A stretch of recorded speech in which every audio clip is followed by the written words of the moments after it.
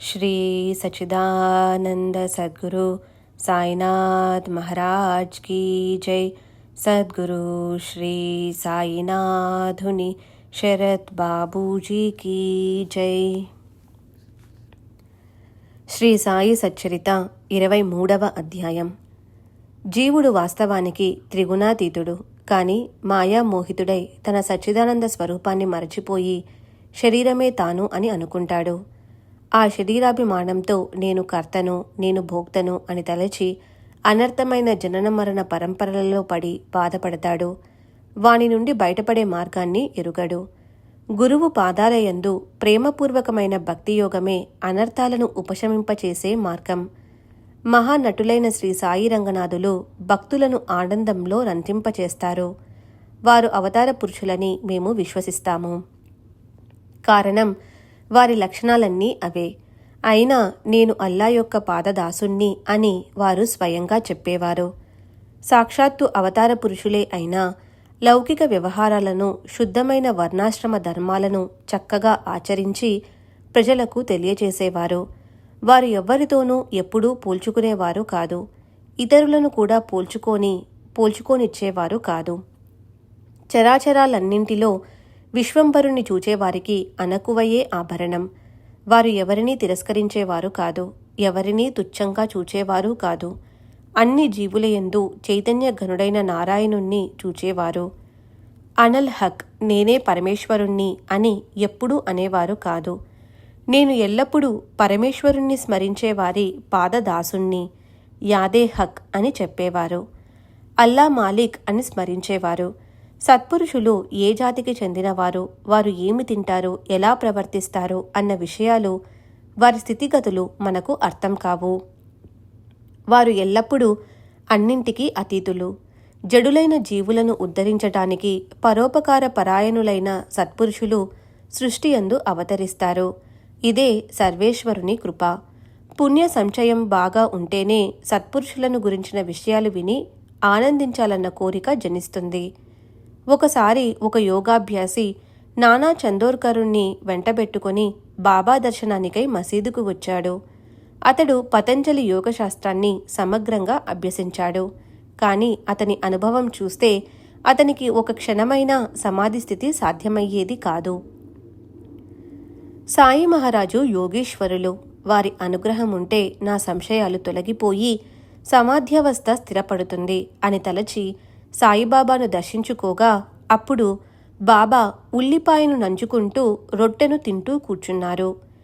ఎండు చద్ది రొట్టెను, ఉల్లిపాయను బాబా నోటి వద్ద చూచి నా సందేహాలను ఇతడేం నివారించగలడు అని అతనికి అనుమానం కలిగింది. అతని మనసులో వికల్పం కలిగింది. అంతర్జ్ఞాని అయిన సాయి మహారాజు, నానా, ఉల్లిపాయను జీర్ణించుకొనగలిగిన వారే దానిని తినాలి. జీర్ణించుకునే శక్తి ఉన్నవారు దానిని నిర్భయంగా తినవచ్చు అని అన్నారు. ఆ మాటలను విన్న యోగాభ్యాసి చకితుడయ్యాడు. విశ్వాసంతో సాయిని శరణుజొచ్చాడు. తరువాత బాబా వచ్చి తమ ఆసనంపై కూర్చున్నారు. ఆ యోగాభ్యాసి మనసులో సంకల్ప వికల్పాలు లేకుండా శ్రద్ధతో బాబా వద్ద కూర్చున్నాడు. తన సందేహాలకు సమాధానాలను తెలపమని బాబా విభూతిని, ఆశీస్సులను పొంది సంతోషంగా వెళ్ళిపోయాడు. ఇటువంటి అనేక కథలను శ్రవణం చేస్తే దుఃఖాలు, మోహాలనే అనర్థాలు వెంటనే ఉపశమిస్తాయి. వీటి నీటి గుంట చిన్నదే అయినా అత్యంత దుర్గంధంతో కూడుకొని ఉన్న ఆ మురికి గుంటను పంది నిరతిశయ సుఖమని అనుకుంటుంది. అట్లే జీవుడు, చిలుక, వీరి పరిస్థితి ఒకటే. ఒకరు శరీరంలోనూ, ఒకటి పంజరంలోనూ బంధింపబడి ఉన్నాయి. చిలుకకు స్వాతంత్ర్యం లేకున్నా పారతంత్రమే బాగా ఉన్నదనుకుంటుంది.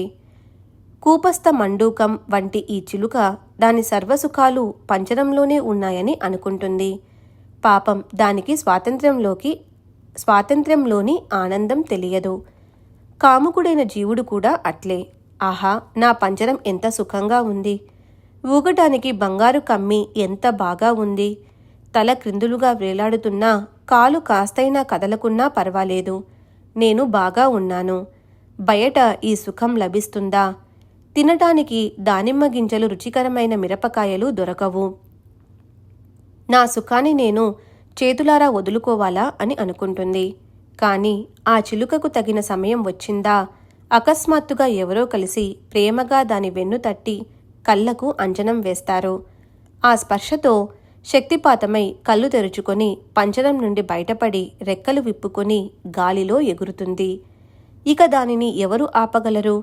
ఎదుట విశాల జగత్తు కనిపిస్తుంది. యథేచ్ఛగా తినటానికి దానిమ్మ గింజలు, జామపళ్ళు, స్వేచ్ఛగా విహరించటానికి విశాలాకాశం. అప్పుడు స్వాతంత్ర్య సుఖాన్ని అనుభవిస్తుంది. అట్లే ఈ జీవుని పరిస్థితి. ఈశ్వరానుగ్రహం, సద్గురు ప్రాప్తి రెండూ లభిస్తే బంధం విడిపోయి స్వాతంత్ర్య సుఖాన్ని అనుభవిస్తాడు. భావికులైన శ్రోతలారా, ఇప్పుడు కాసేపు ప్రేమరసభరితమైన కథను వింటారా? గత అధ్యాయంలోని చమత్కారం. బాబా మిరీకరుకు శ్యామాను తోడుగా ఇచ్చి చితలి పర్యటనకు పంపారు. బాబా భవిష్య జ్ఞానంతో పాము ద్వారా కలిగే విఘ్నాన్ని తెలుసుకొని మిరీకరుకు ఆ సమయానికి జరగబోయే ఆపదను చక్కగా సూచించారు. సూచన మాత్రమే కాదు, మిరీకరు వద్దన్న అతని వెంట నివారణోపాయంగా శ్యామను బలవంతంగా పప్పి అతనిని ఆ కష్టం నుండి కాపాడారు. భక్త కళ్యాణ తత్పరుడైన బాబా అలా బాలాసాహెబ్ మిరీకరు గండాన్ని తప్పించి విచిత్రమైన అనుభవాన్ని కలుగచేశారు.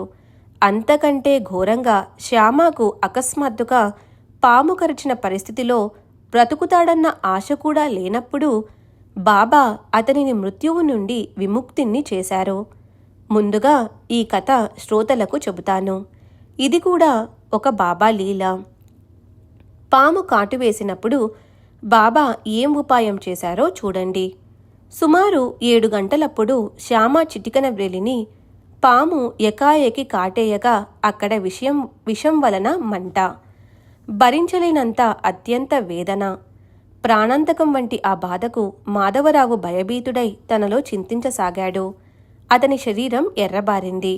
ఆప్తులు, స్నేహితులు అందరూ కలిసి విరోబా వద్దకు పద అని అన్నారు. అతని ప్రాణం అపాయంలో పడింది. నిమోన్కర్ వచ్చి విభూతిని తీసుకుని వెళ్ళు అని చెప్పాడు. మాధవరావు మసీదుకు పరుగు తీశాడు. బాబా ఏం చేశారో? బాబా చూపు శ్యామా చూపులో కలవగా బాబా చేసిన చమత్కారం చూడండి. అతనిని పైకి రానివ్వకుండా బాగా తిట్టసాగారు. బట్టు, పైకి ఎక్కవద్దు, ఎక్కావంటే ఖబర్దార్, పో, కిందకు దిగిపో అంటూ గట్టిగా గర్జించారు. నిప్పులు చెరుగుతున్నట్లు బాగా కోప్పడ్డారు. బాబా ఎందుకు ఇంత కఠిన వచనాలను విసిరారు అని మాధవరావు చకితుడయ్యాడు. వారి క్రోధాన్ని చూచి మాధవరావు చాలా గాబరా పడ్డాడు. అతనికి ఏం తోచలేదు. ధైర్యం సడలిపోయి క్రిందనే కూర్చున్నాడు. తన దేవునికే కోపం వస్తే, బాబాయే తనను తిరస్కరిస్తే ఇక బ్రతికే ఉపాయం లేదని మాధవరావు భయపడ్డాడు. ఘోరంగా మండిపోతున్న బాబా యొక్క క్రోధాన్ని చూచి వారి తిట్లను, శాపాలను విని ఎవరు మాత్రం గాబరా పడరు? అది అటువంటి భయంకర పరిస్థితి. మసీదు నా పుట్టినిల్లు. నేను సాయికి కన్న కొడుకును. మరి కన్న తల్లే బిడ్డను ఇవాళ ఇంతగా కోప్పడుతుంది ఎందుకు? పాము కాటేసింది అన్న వేదనను తల్లి దగ్గర కాక మరెక్కడ చెప్పుకుంటాం? కాని ఆ తల్లే తన్ని తరిమేస్తే ఇక తన గతి ఏమిటి అని దీనంగా మొహం పెట్టాడు. బిడ్డకు కన్నతల్లి ఎట్లాగో మాధవరావుకు బాబా కన్నతల్లి. ఇటువంటి అనుబంధం అహర్నిశలు ఉండగా మరి ఈరోజు ఇదేం పరిస్థితి? తల్లే తన్ని తరిమేస్తే ఇక బిడ్డను ఎవరు రక్షిస్తారు? అప్పుడు మాధవరావు ప్రాణాల మీద ఆశకు నీళ్లు వదులుకున్నాడు.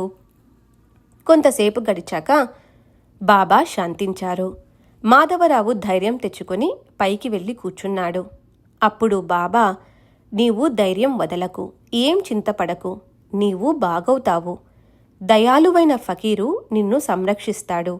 ఇంటికి వెళ్ళి సుస్థిరంగా కూర్చో.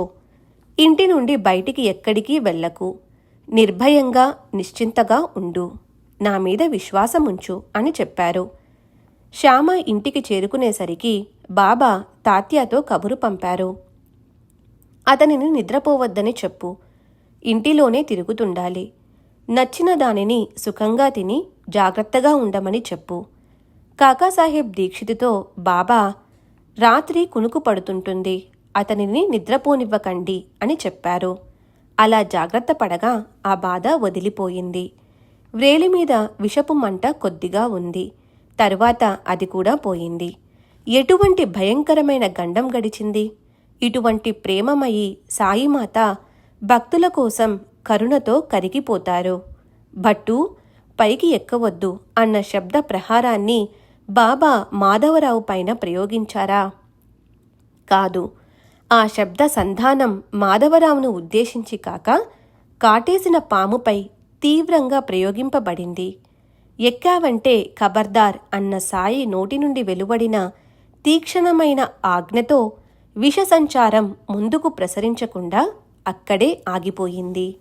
అంతమాత్రమే కాదు, పో, క్రిందకు దిగిపో అన్న సాయి యొక్క మాటే పంచాక్షరీ మంత్రం. దానితో తక్షణం విషం దిగిపోయింది. అంతే. లౌకికమైన పంచాక్షరీ మంత్రాలు ఇతర ఉపాయాల అవసరం రాలేదు. ఈ విధంగా భక్తులకు ఆశ్రయమైన సాయి భక్తుల కష్టాలను తొలగిస్తారు. బాబా ఏ మంత్రావర్తన చేయలేదు. నీటిని బియ్యాన్ని మంత్రించి చల్లలేదు.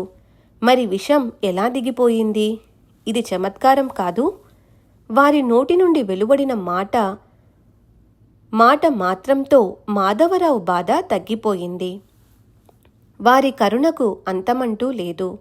గత అధ్యాయంలో సూచించిన అద్భుతము, రసభరితము అయిన మొత్తం కథనంతా శ్రోతలు శ్రద్ధగా వినండి. మునుపటి అధ్యాయంలో వర్ణించిన దానికంటే ఇది విశేషమైనది. సాయిబాబా ఎలా లీలలను చేస్తారో శ్రోతలు వింటారు. రసపూరితమైన ఈ కథలను వింటే గురు వచనాలయందు దృఢ విశ్వాసం కలిగి కర్మ అకర్మ వికర్మలు తొలగిపోయి గురు చరణాలయందు నిష్ఠ ఏర్పడుతుంది. సులభాతి సులభమైన ఉపాయం. సాయి పాదాలను హృదయంలో స్మరించండి. మాయా నిరసనానికి ఇదొక్కటే తరుణోపాయం. ప్రపంచంలోని భయం బహు బాధాకరమైనది. మాయా సముద్భూతమైన ఈ దుఃఖం కథాశ్రవణంతో విచ్ఛిన్నమై అఖండ ఆనందం కలుగుతుంది. ఒకసారి షిరిడీలో మహమ్మారి కలరా వ్యాధి వ్యాపించగా గ్రామస్తులు భయభీతులై గ్రామంలో దండోరా వేశారు. రహదారులన్నీ మూసివేశారు. కలరా వ్యాధి అధికమయ్యేసరికి గ్రామస్తులు చాలా కలవరపడ్డారు. ఇతర గ్రామాల వారు రాకూడదని ఆంక్షను విధించారు. అన్ని వ్యవహారాలు ఆగిపోయినాయి. ఊరిలో కలరా ఉన్నంత వరకు మేకను చంపరాదు, గ్రామ సరిహద్దులు దాటి ఏ బండి రాకూడదు అన్న నియమాలను పాటించసాగారు. గ్రామస్తులకు క్షుద్రదేవతలపై ఉన్న ఈ మూఢ విశ్వాసం బాబాకు అస్సలు నచ్చలేదు. వారి ఉద్దేశంలో అది జనుల అజ్ఞానం. అక్కడ ఊరివారు నియమాలను విధించటం, వానిని బాబా అతిక్రమించటం ఎలా జరిగిందో శ్రద్ధగా వినండి. గ్రామ పంచాయతీ వారి నియమాలను గ్రామస్తులు పాటించాలి. వానిని ఏ కాస్త ఉల్లంఘించినా పరిహారంగా జరిమానా చెల్లించాలి. శిక్ష పడుతుంది. బాబాకు ఆ శిక్ష భయం లేదు. వారు ఎప్పుడూ నిర్భయులు. వారు హరి చరణాలలో లీనమైనవారు, కలికాలాన్ని జయించినవారు. ఒకసారి వేరే ఊరి నుండి కట్టెలతో నిండిన ఒక బండి ఊరి శివారు వద్దకు రాగా అప్పుడు కఠిన పరిస్థితి ఏర్పడింది. ఊరివారు తగువులాడుకోసాగారు. ఊరిలో కర్రెలకు కరువుగా ఉందని ఊరివారందరికీ తెలుసు. కాని నియమాన్ని ఉల్లంఘించటం ఉచితం కాదని అందరూ బాధపడసాగారు. బండివాని వద్దకు వెళ్లి బండిని వెనుకకు మరలించసాగారు. ఈ విషయం బాబాకు తెలిసి వెంటనే అక్కడికి చేరుకున్నారు. వారు స్వయంగా బండి ఎదుట నిలబడగా బండివానికి ధైర్యం కలిగింది. గ్రామస్తుల పట్టుదల వదిలిపోయింది. బండి గ్రామ శివార్లలోనికి వచ్చింది. అక్కడి నుండి బండిని మండప ద్వారం వద్దకు రప్పించి మండపంలో బండిని ఖాళీ చేశారు. ఎవరి నోటి నుండి ఒక్క మాటైనా రాలేదు. గ్రీష్మం కానీ, శరత్కాలం కానీ, హేమంతం కానీ, వర్షాకాలం కానీ, వసంత ఋతువు కానీ మసీదులో ఎల్లప్పుడూ బాబా ధుని మండుతుంది. బాబా యొక్క నిర్ధారణ ఎంత విచిత్రమైనది! అగ్నిహోత్రుని అగ్నిహోత్రం వలె బాబా యొక్క పవిత్ర దుని అహోరాత్రులు ప్రజ్వలిస్తూ ఉంటుంది. కేవలం ఈ దుని కోసమే బాబా కర్రలను కొని మండపం ఎదుట గోడకు రాసిపోసి ఉంచేవారు. సంత రోజున కర్రలు తెప్పించి పోగు చేసి ఉంచేవారు. వానిపైనే పొరుగువారి కళ్ళు. తమకు లాభం కలిగే చోట నిర్లక్ష్యంగా ఉండేవారు అరుదు. బాబా, పొయ్యిలోకి కట్టెలు లేవు, కర్రపుల్లలు లేందే పొయ్యి రాజుకోదు అని ఏవేవో కళ్ళబొల్లి మాటలు చెప్పేవారు. వారు కూడా తమ వాటాను తీసుకుని పోయేవారు. ఇతరులను కష్టపెట్టటం స్వార్థుల స్వభావం. మసీదులోని సభామండపానికి ద్వారం లేదు. అందువల్ల వారికి మంచి అవకాశం. అవసరమున్న వారు మోసగాళ్ళు కూడా లాభం పొందేవారు. సాయిబాబా గొప్ప పరోపకారి. వారి ఉదారత్వాన్ని ఎలా వర్ణించను? పైకి కఠినంగా కనిపించినా వారి అంతరంగం అత్యంత కోమలం. వారి మహిమ అగాధం. నిరభిమానంగా వారి చరణాలకు అభివందనం చేస్తేనే వారిని అవగాహన చేసుకోగలం. పరమేశ్వరుడు చరాచరాలలో వ్యాపించి ఉన్నాడని నిరంతరం గుర్తుంచుకొని ఎవరితోనూ వైరం తెచ్చుకోకూడదు. సృష్టి అంతటా దశ దిశలు ముందు వెనుక లోపల బయట పరమేశ్వరుడు నిండి ఉన్నాడని తెలుసుకున్న వారు ఎవరినైనా చెడుబుద్ధితో చూస్తే బాబా బాధపడేవారు.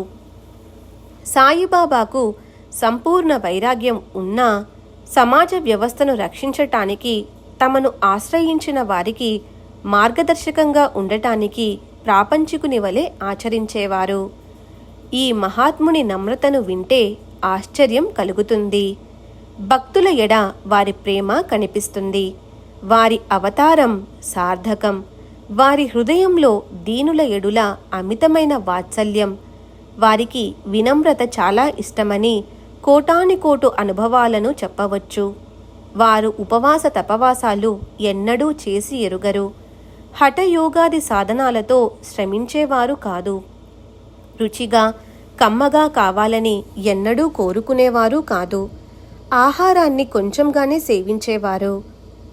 కొన్ని ఇళ్లకు నియమంగా వెళ్ళి చద్దివో ఎండువో రొట్టెలను అడుక్కునేవారు.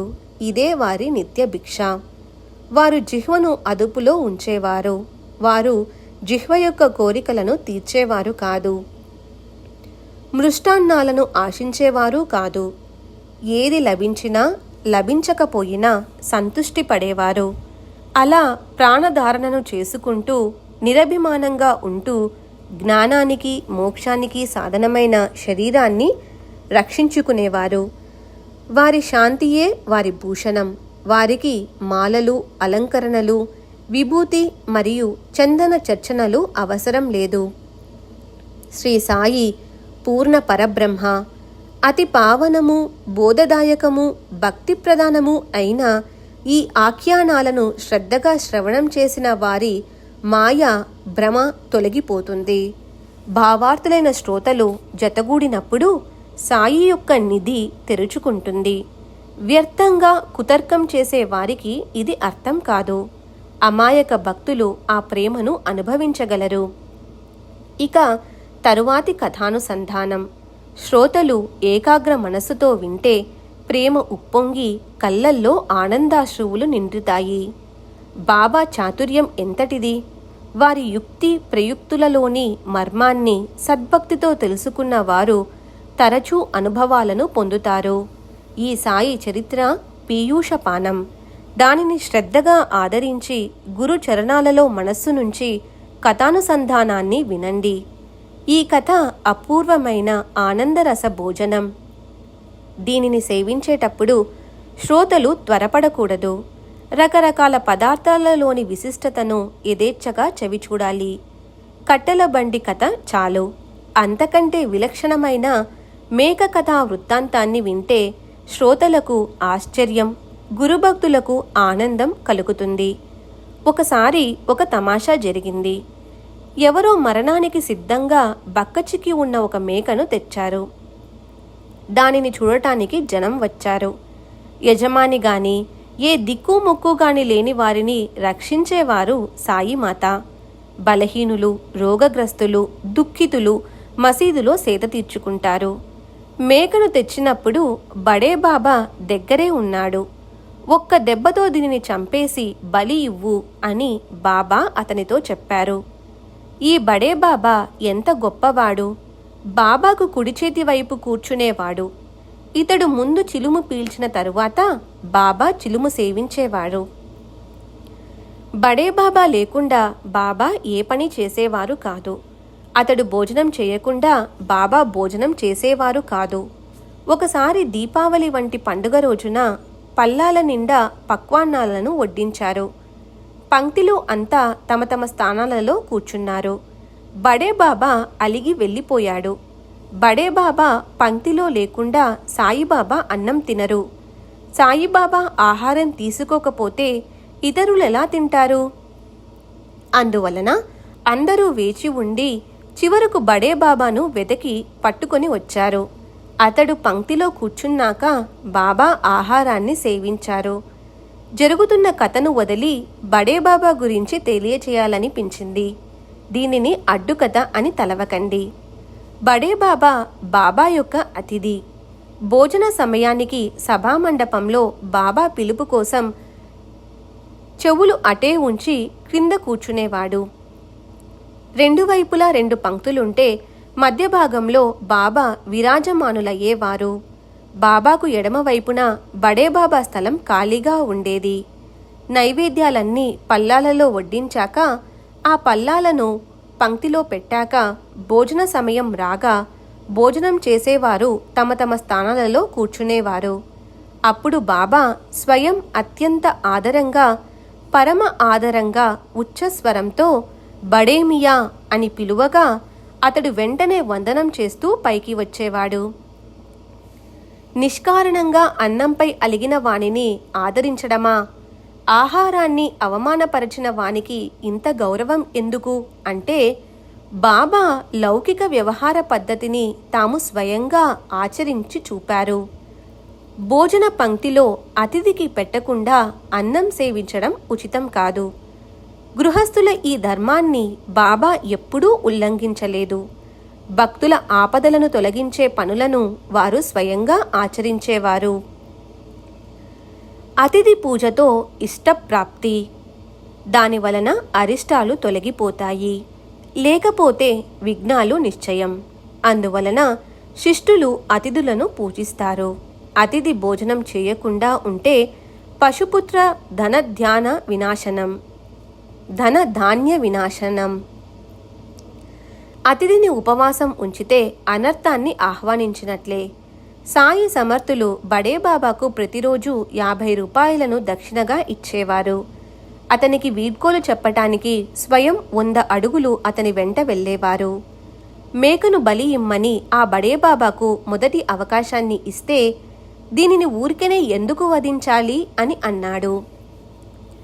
అక్కడే ఉన్న మాధవరావుతో బాబా, శ్యామా, నీవైనా కత్తి పట్టుకురా, ఈ మేకను కోద్దాం, వెళ్ళు అని ఆజ్ఞాపించారు.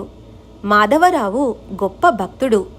రాధాకృష్ణబాయి వద్దకు వెళ్ళి కత్తిని పట్టుకొని వచ్చి బాబా ముందు ఉంచాడు. మాధవరావు కత్తిని పట్టుకు రావటానికి శ్రమపడినా అతడు కత్తి లేకుండా వచ్చి ఉంటే అది బాబాకు నచ్చేది కాదు.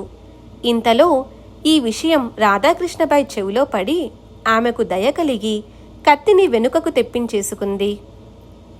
మాధవరావు మరో కత్తిని పట్టుకుని రావటానికి వెళ్ళి తన చేతులతో ఆ హత్య జరగకూడదని వాడాలోనే కూర్చుండిపోయాడు.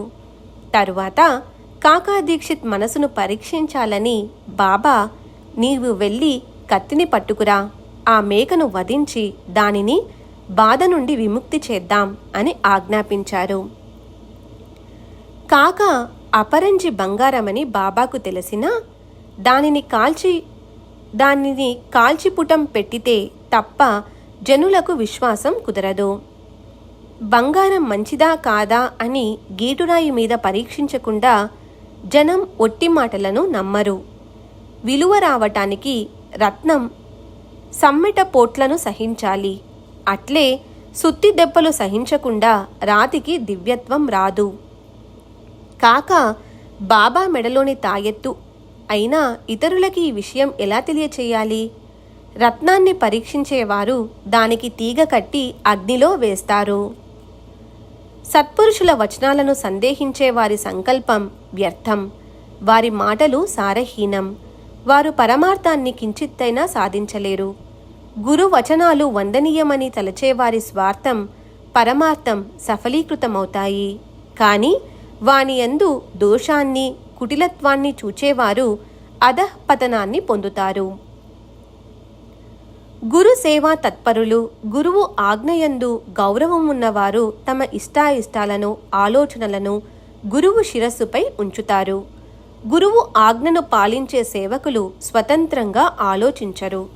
గురువు ఆజ్ఞను ఎప్పుడూ పాటించేవారు మంచి చెడులను సారాసారాలను చూడరు. వారి చిత్తం సాయినామ స్మరణలో, దృష్టి సాయి సమర్థుని చరణాలలో ఉంటాయి. మనోవృత్తి సాయి ధ్యాన ధారణలయందు ఉంటుంది. వారి శరీరం సాయి కొరకే. గురువు ఆజ్ఞను ఆజ్ఞాపాలనను రెండింటిలో ఒక్క క్షణమైన ఆలస్యం సహింపరానిది. ఇది విలక్షణమైన విధానం. దీక్షితు శుద్ధ సత్వగుణం కల ధీరుడు. మహా మేరుపర్వతం వలె దృఢ నిశ్చయం కలవాడు. మేక ప్రాణాలను ఎలా తీయాలా అన్న ఆలోచన అతనికి సోకనే లేదు. అమాయకమైన మేక చస్తుంది. దాని ఆత్మ తల్లడిల్లుతుంది. స్వచ్ఛమైన తన చరిత్రకు అప్రతిష్ట, పైగా మహాపాపం పైన పడుతుంది అన్న ఆలోచనలే అతనికి లేవు. ఆజ్ఞాభంగం పాపం. ఆజ్ఞా పరిపాలన కంటే పుణ్యం లేదు. గురువు ఆజ్ఞయే ప్రమాణమని తలచే అతని కోమలాంతఃకరణంలో విచిత్రమైన ప్రేరణ కలిగి మేక ప్రాణాలు తీయడానికి ఉద్యుక్తుడయ్యాడు. బాబా ఆజ్ఞానుసారం సాటేవాడాకు వెళ్ళి ఆయుధాన్ని తెచ్చి మేకను వధించటానికి సిద్ధమయ్యాడు. కించిత్తైనా సంకోచించలేదు. గురువు ఆజ్ఞా పరిపాలనే వీరుల లక్షణమని తలచి మనసును దృఢం చేసుకుని కత్తిని చేతపట్టుకున్నాడు. దీక్షిత్ పవిత్రమైన బ్రాహ్మణ వంశంలో జన్మించి పుట్టినది మొదలు అహింసా వ్రతాన్ని ఆచరించినవాడు. మరి అతనికి ఇలాంటి సందర్భంలో చేతులెలా వస్తాయి? గుర్వాజ్ఞా పాలనకు మనసులో గట్టిగా నిశ్చయించుకున్నాడు. కానీ గుండె దడదడలాడింది. శరీరం చెమటలు పట్టింది. కాయ వాచ మనస శబ్ద ప్రహారమే తెలియనివాడు శస్త్రప్రహారం చేయటమా?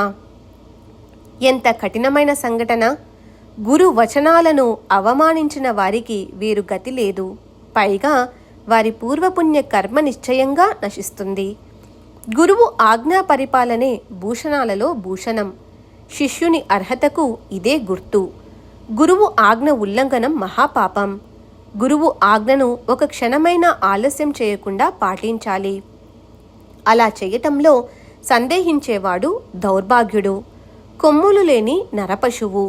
గురువు ఆజ్ఞను పాటించడానికి ముహూర్తాలు, శుభాశుభాలు, ఇప్పుడు తరువాత అన్నవి అవసరం లేదు.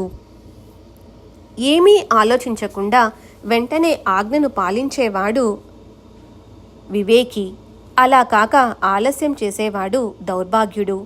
దీక్షితు ఒక చేతితో పంచెను నడుముకు బాగా బిగించి రెండవ చేతితో కత్తిని పుచ్చుకొని చొక్కాను చేతిపైకి జరుపుకుంటూ మేక వద్దకు వచ్చాడు. ఇదేం విచిత్రం! కాక మనసులోని కోమలత్వం ఎక్కడికి పోయింది అని గ్రామస్తులు ఆశ్చర్యపడ్డారు. ముసల్మాను మాంసాహారి అయిన ఫకీరు బాబా మేకను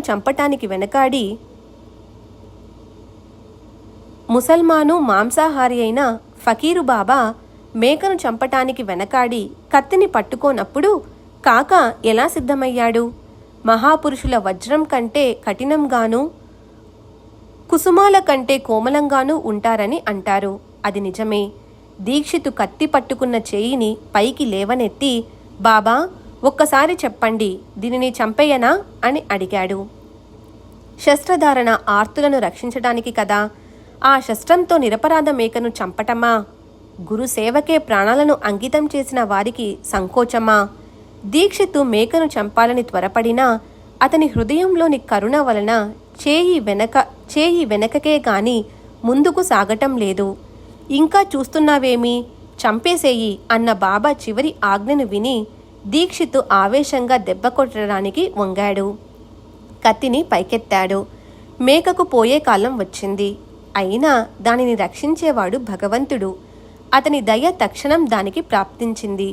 ఇప్పుడు కాక తప్పక వధించేసేలా ఉన్నాడని అపాయాన్ని గ్రహించిన సాయిమాత, వద్దులేరా, ఊరుకో, బ్రాహ్మణుడవై ఇంత కఠోరంగా హింస చేయటానికి సిద్ధమయ్యావు, నీ మనసుకు ఆలోచనే లేదా అని అడిగారు.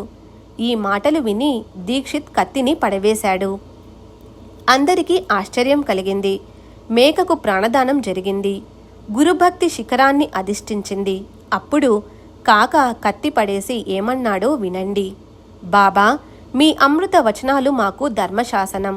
మేము రెండో ధర్మాన్ని ఎరుగం. మాకు సిగ్గు లజ్జ లేవు. గురు వచనాపాలనే మా కర్తవ్యం. ఇదే మాకు వేదం. గురువు ఆజ్ఞా పరిపాలనే శిష్యుల శిష్యత్వం. అదే వారికి భూషణం. అలా కాక గురువు ఆజ్ఞను ధిక్కరించటం దోషం. సుఖమైనా కష్టమైనా మాకు ఫలితంపై దృష్టి లేదు. విధి ప్రకారం జరిగేది జరుగుతుంది. మా గురించిన చింత పరమేశ్వరునికే. మాకు తెలిసిందల్లా ఒక్కటే, మీ స్వరూపాన్ని కళ్ళల్లో నింపుకొని ఎల్లప్పుడూ మీ నామాన్ని ధ్యానించటం, అహర్నిశలు మీ ఆజ్ఞాకింకరులమై ఉండటం. హింస అహింస మేమెరుగం. మమ్ము తరింపచేసేవి సద్గురు చరణాలు. గురువు ఎందుకొరకు ఆజ్ఞాపించారని మేం ఆలోచించం. ఆజ్ఞాపాలనే మా కర్తవ్యం. గురువు ఆజ్ఞ స్పష్టంగా తెలిసాక యుక్తాయుక్తాలను ఇష్టాయిష్టాలను ఆలోచించే శిష్యులు సేవాభ్రష్టులై నష్టపోతారు. గురువు ఆజ్ఞను ఉల్లంఘించటం జీవుని అధఃపతనం. గుర్వాజ్ఞా పరిపాలన ముఖ్యమైన ధర్మాచరణ. మనస్సు గురు చరణాలలో ఉండాలి. ప్రాణాలు ఉండని పోని మాకు గురువు ఆజ్ఞయే ప్రమాణం. దాని ఫలితం గురువుకు తెలుసు. మేము మంచి చెడు ఎరుగం. స్వార్థం పరమార్థం ఎరుగం. ఒక్క గురు కార్యార్థం జీవించటమే మాకు తెలుసు. అదే మా పరమార్థం. గురువు మాటకు విధి నిషేధాలు ఉండవు. గురువు ఆజ్ఞాపించిన కార్యమే శిష్యుని లక్ష్యం. శిష్యుని కష్టాలు గురువు శిరస్సుపై ఉంటాయి. మేము మీ ఆజ్ఞకు దాసులం. యోగ్యాయోగ్యాలను ఆలోచించం. అవకాశం వచ్చినప్పుడు ప్రాణాలు సైతం వెచ్చించైనా గురు వచనాలను పాటిస్తాం అని చెప్పాడు. కరుణ స్వభావం గల అతని మనసు పాషాణంలా కఠినంగా కాక, కసాయి కూడా సాహసించని పనిని బ్రాహ్మణుడై కూడా చెయ్యటానికి సిద్ధమయ్యాడు. ఇదంతా శ్రోతలకు నమ్మటానికి కష్టమనిపిస్తుంది. కానీ ఇది సద్గురువు చేసిన గారడి. గురు వచనాలను ఒక్కసారి పాటిస్తే అందులోని రహస్యం తెలుస్తుంది. ఒక్కసారి గురువును ఆశ్రయించి వారి చరణాలయందు సంపూర్ణ విశ్వాసం ఉంచితే చాలు. ఇక శిష్యుని చింత గురువుది. ఇక ఏ శ్రమ చేయవలసిన అవసరం లేదు. అతని బాధ్యత గురువుదే కనుక ఎల్లప్పుడూ గురువు పాదాలను విశ్వసించే వారికి ఏ భయమూ ఉండదు. అతని ఆత్మవిశ్వాసం గురువే. ఒడ్డుకు చేర్చేవారు గురువే. ఉత్తమ, మధ్యమ, అధమ అని శిష్యులు 3 రకాలుగా ఉంటారు. ఒక్కో రకాన్ని సంక్షిప్తంగా తెలియజేస్తాను. గురువు యొక్క మనోభీష్టాన్ని తెలుసుకొని వారి ఆజ్ఞ కోసం ఆగక, వారు చెప్పకముందే దానిని వెంటనే పాటించడం ఉత్తమ శిష్యుని లక్షణం. గురువు ఆజ్ఞను తూచా తప్పకుండా అక్షరం అక్షరం ఆలస్యం చేయకుండా పాటించేవారు మధ్యమ శిష్యులు. గురువు ఆజ్ఞాపించినప్పుడు చేస్తానంటూ జాప్యం చేస్తూ అడుగడుగునా పొరపాటు చేయటం అధమ శిష్యుని లక్షణం. గురువు వద్దే ఉన్న అంతరంగంలో నిత్యానిత్య వివేకం, పరమ వైరాగ్యం లేకపోతే గురువు వారిని ఎలా అనుగ్రహిస్తారు? నిరంతరం గురు చరణాలను ఆశ్రయించి ఉన్న వారి కోరికలను ఆప్తబంధువైన పరమేశ్వరుడు తీర్చి వారిని నిష్కాములుగా, వారి మనస్సులను నిశ్చలంగా మారుస్తాడు. నిస్వార్థమైన శ్రద్ధ, ప్రబలమైన ప్రజ్ఞాబలం, దృఢమైన సహనం ఉంటే పరమార్థం నిశ్చయం. ఇక్కడ హఠయోగం, ప్రాణాయామం, సమాధి వగైరా అవసరం లేదు. ఈ సాధనలన్నీ మనకు అర్థం కానివి. శిష్యుడు బాగా శిక్షణ పొందితే ఇక సద్గురువు యొక్క అనుగ్రహానికి ఏమీ ఆలస్యం? గురువు ఎల్లప్పుడూ వారి కరుణను ప్రసాదించటంలో తత్పరులై ఉంటారు. సగుణ సాక్షాత్కారాన్ని భక్తులు మాత్రమే అనుభవిస్తారు. భావికులకు భక్తి కలుగుతుంది, ఇతర మనసులలో డాంబికం. తరువాత బాబా కాకాతో, ఈ నీల డబ్బా పట్టుకో, నేను ఇప్పుడు హలాల్ చేసి దీనికి సద్గతిని కలిగిస్తానని అన్నారు. అసలే ఆ మేక చావుకు సిద్ధంగా ఉంది. అక్కడే దగ్గరలో తకియా ఉంది. ఫకీరు బాబాకు సమయానికి సరిగ్గా ఒక ఆలోచన తట్టింది. ఆ మేకను తకియాలో వధించటానికి బాబా అనుమతిని తీసుకున్నాడు. కానీ అక్కడి నుండి తీసుకుని వెడుతుంటే మేక దారిలోనే చచ్చిపోయింది. మేక చావటం తప్పదని అందరికీ తెలుసు. ఆ విషయాన్ని గ్రహించి సరైన సమయంలో బాబా ఆ లీలను చూపించారు. సద్గురువును శరణుజొచ్చిన వారు సద్గురు స్వరూపులైపోతారు. సైంధవం సాగరంలోనికి స్నానానికి వెడితే అది మరలా బయటకు రాగలదా? ఈ జగత్తులో సుఖదుఖాలను అనుభవించే భోక్త జీవుడు. ప్రపంచంలోని సుఖదుఖాలను ప్రసాదించేవాడు పరమేశ్వరుడు. కానీ మోక్షప్రదాత ఒక్క సద్గురువే. వారు ఆత్మైక్యతకు నిధి. సద్గురువు హృదయంలో దయ కలిగితే వారు దివ్యదృష్టిని ప్రసాదిస్తారు. దానితో ఈ సకల సృష్టి ఒక్కసారిగా మాయమవుతుంది. హేమాడ్ పంత్ సాయి చరణాలకు శరణుజొచ్చి శరీరాభిమానాన్ని వదిలివేసి, బాబా నన్ను నిరభిమానంగా ఉంచండి అని ప్రార్థిస్తున్నాడు.